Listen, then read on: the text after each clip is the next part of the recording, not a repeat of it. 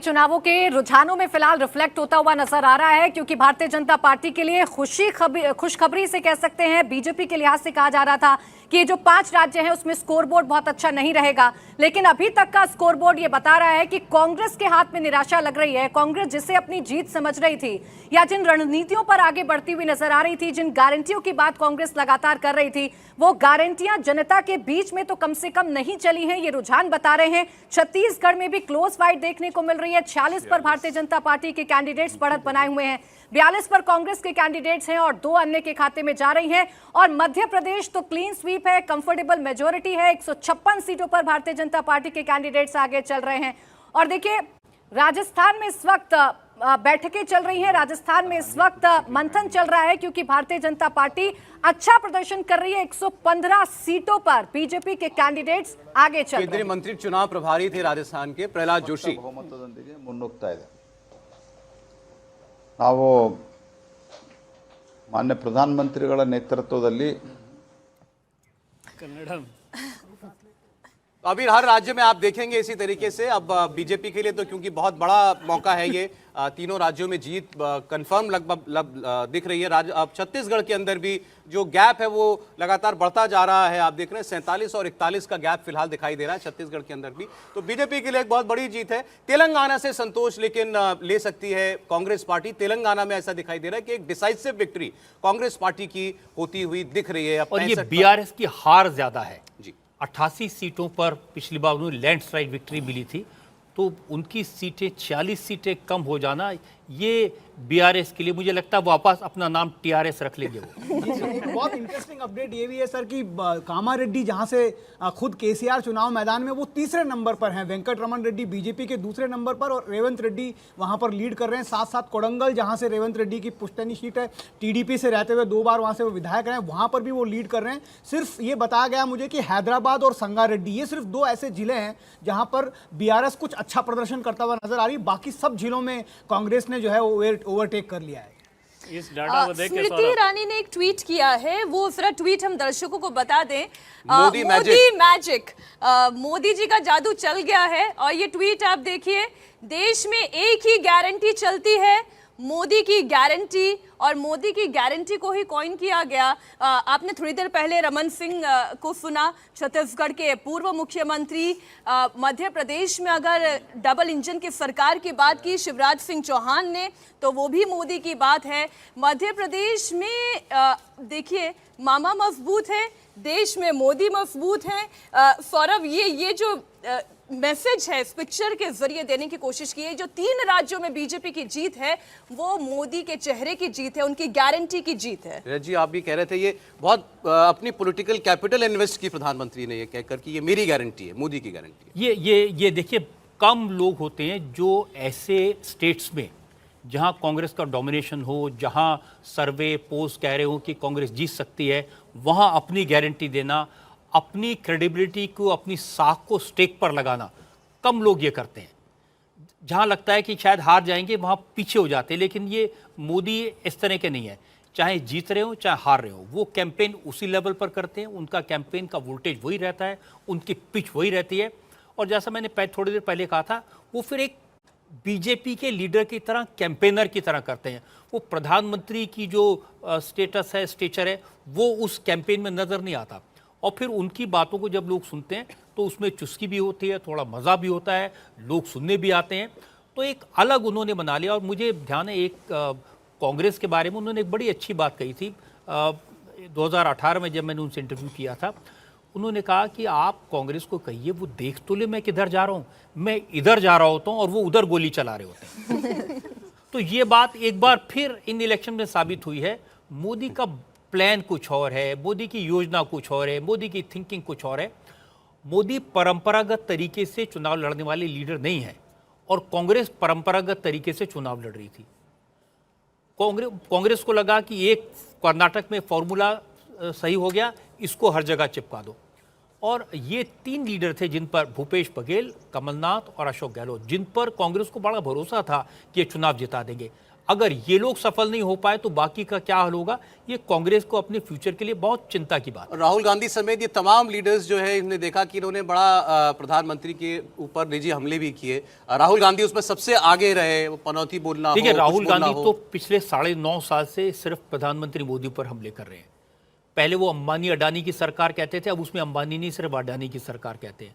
और इलेक्शन छत्तीसगढ़ में हो, राजस्थान में हो, या मध्य प्रदेश में हो, या कर्नाटक में हो, उनकी जो सुई है वो अडानी पर अटकी रहती है। अब साफ लगता है कि देश की जनता इन बातों को स्वीकार नहीं कर रही है, इन बातों को एक्सेप्ट नहीं कर रही है। आपको लगता है कि प्रधानमंत्री के लिए ऐसी खराब बात कहना, अपशब्द कहना, वो बैकफायर करता है? देखिए, कोई कुछ भी कहे, नरेंद्र मोदी देश के पॉपुलर लीडर हैं, उनसे ज़्यादा लोकप्रिय नेता इस समय देश में कोई नहीं है। उनकी एक पोजीशनिंग है, एक रिस्पेक्ट है। ऐसे लीडर को आप अटैक करेंगे, पर्सनल अटैक करेंगे, बिना सब्सटेंस की गाली देंगे। आप अगर योजनाओं को क्रिटिसिज्म करें तो बात समझ में आती है, लेकिन नरेंद्र मोदी को दो चीज़ों पर, देशभक्ति के सवाल पर और करप्शन के सवाल पर आप अटैक नहीं कर सकते। जब कोई नरेंद्र मोदी को भ्रष्टाचार के सवाल पर अटैक करेगा, कोई उनको देशभक्ति के सवाल पर अटैक करेगा, कोई उनको चीन के सवाल पर अटैक करेगा, कोई उनको, तो ये बैकफायर करेगा। और ये बार बार हो रहा है और राहुल गांधी इस बात को नहीं समझ पा रहे।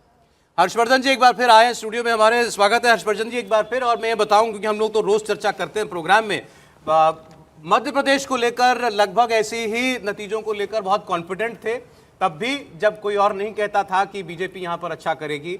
राजस्थान को लेकर के भी लगातार मेंटेन किया इन्होंने कि बीजेपी सरकार बना लेगी एग्जिट पोल के नतीजे आने के बावजूद।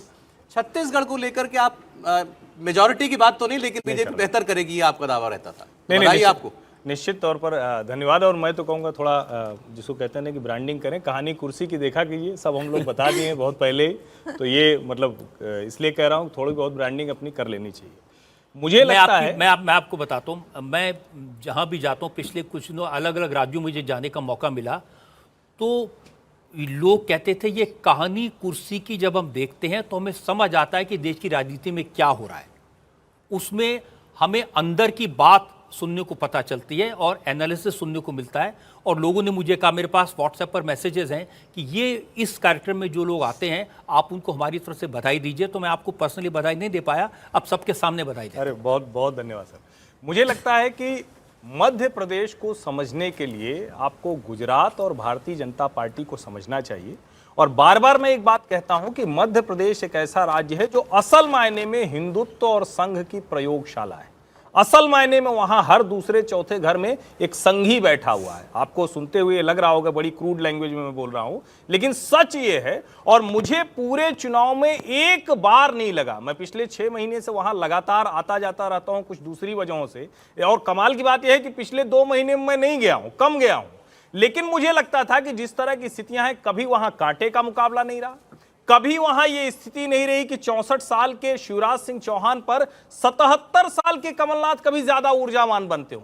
कभी ये स्थिति नहीं रही कि वहां पर भारतीय जनता पार्टी कभी पीछे जाती हुई दिख रही हो। मेरा ये मानना था रिकॉर्ड जीतेगी। और फिर से मैं कहूं, गुजरात 2022 बराबर मध्य प्रदेश 2023, ये मैं लगातार कहता रहा, वो होता हुआ दिखा। राजस्थान में भारतीय जनता पार्टी 140 से नीचे आई है। मेरा ये मानना है कि जीत उसकी 140 की होनी चाहिए थी। अपनी जो गड़बड़ियां रही, अपनी जो खींचतान रही केंद्र की, वसुंधरा की, नेताओं की टकराहट, उसकी वजह से हुआ। और छत्तीसगढ़ में भारतीय जनता पार्टी ने लेट शुरू किया, लेकिन अगर ये जीत गए तो ये सिंगल हैंडेडली जीत होगी अमित शाह की इलेक्शन मशीनरी की। क्योंकि पिछले 6 महीने में जिस तरह से वहां लड़े, वो कोई न नीति थी, न नेता था, न कार्यक्रम था, फिर भी अगर वो जीत रहे हैं तो निश्चित तौर पर अमित शाह की इलेक्शन मशीनरी और सबके ऊपर ब्रांड मोदी आज भी इंटैक्ट है, सबसे बड़ा है। लेकिन आप एक बात तो मानेंगे, भूपेश बघेल ने कहा था अंडर करंट है, वो उल्टा अंडर करंट हो गया, ये अलग बात है। ठीक बात है।